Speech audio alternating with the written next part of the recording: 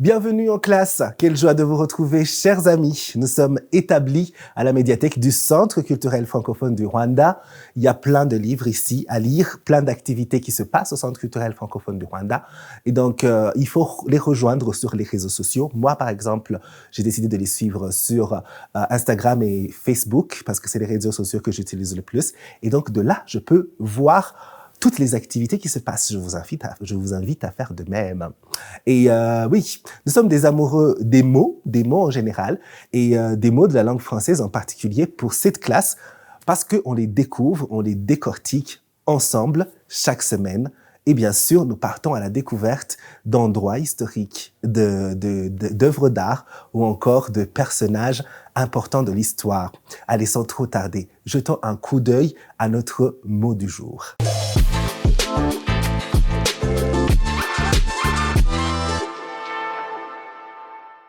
Notre mot du jour, c'est place.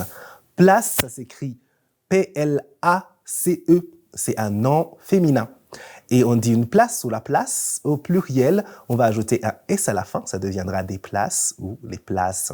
Jetons un coup d'œil aux définitions que nous propose le dictionnaire Le Robert pour notre mot du jour, place.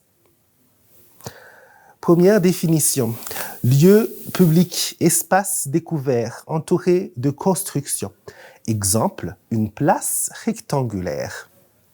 Une autre définition.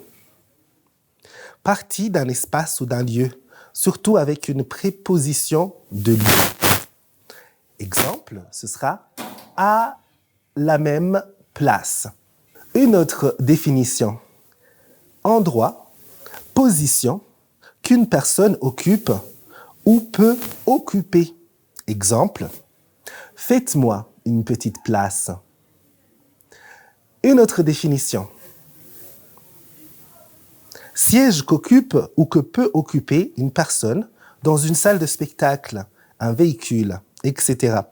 Exemple, ce sera réserver 2 places dans un train.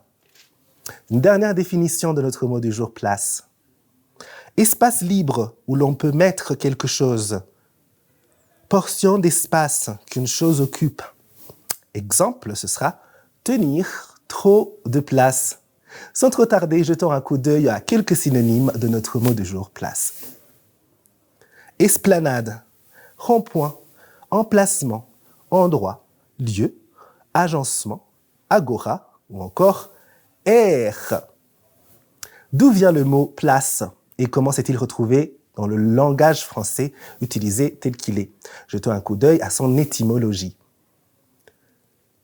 En 1694, il était utilisé dans le latin populaire platea, qui veut dire par altération, qui veut dire expressive, ou par analogie platus, qui veut dire plat, et du latin classique platea, qui veut dire large rue, emprunté au grec ancien, platea odos, qui veut dire une large rue. Voilà, c'est tout pour notre mot du jour. Passons à la découverte.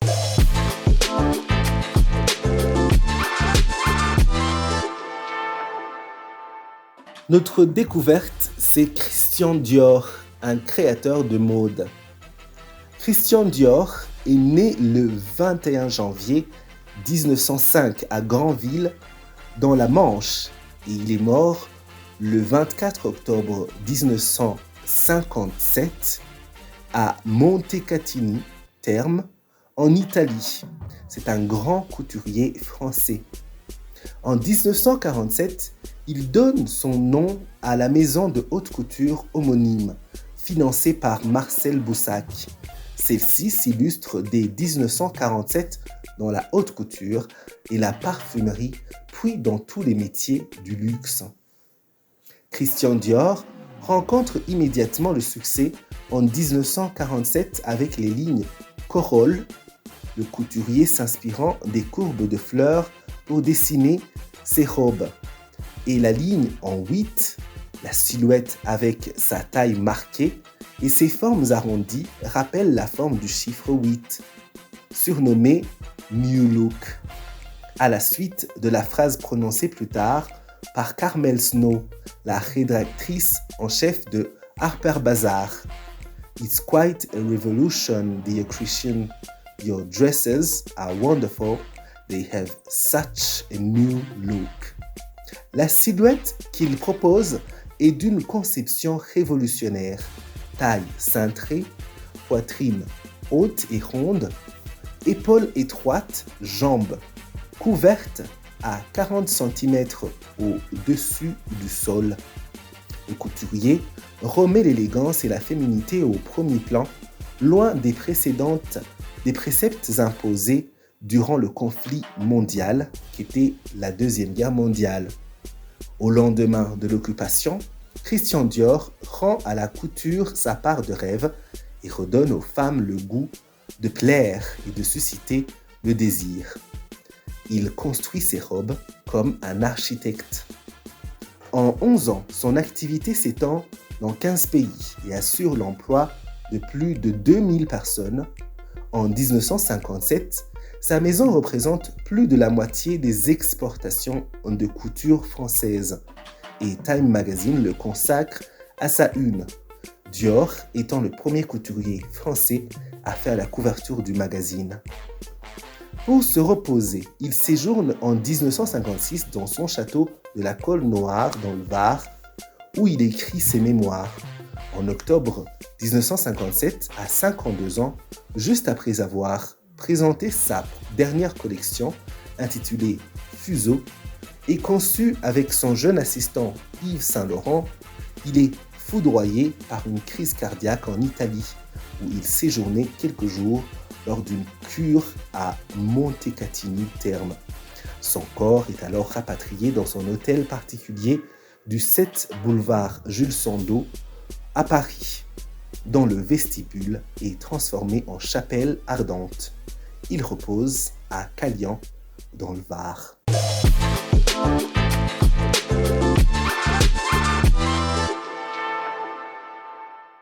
Et voilà, c'est tout pour notre classe. J'espère que vous avez passé un bon moment et que vous avez pu apprendre quelque chose de nouveau. À la semaine prochaine pour une autre classe sur Rwanda TV. En attendant, restons curieux et cultivés.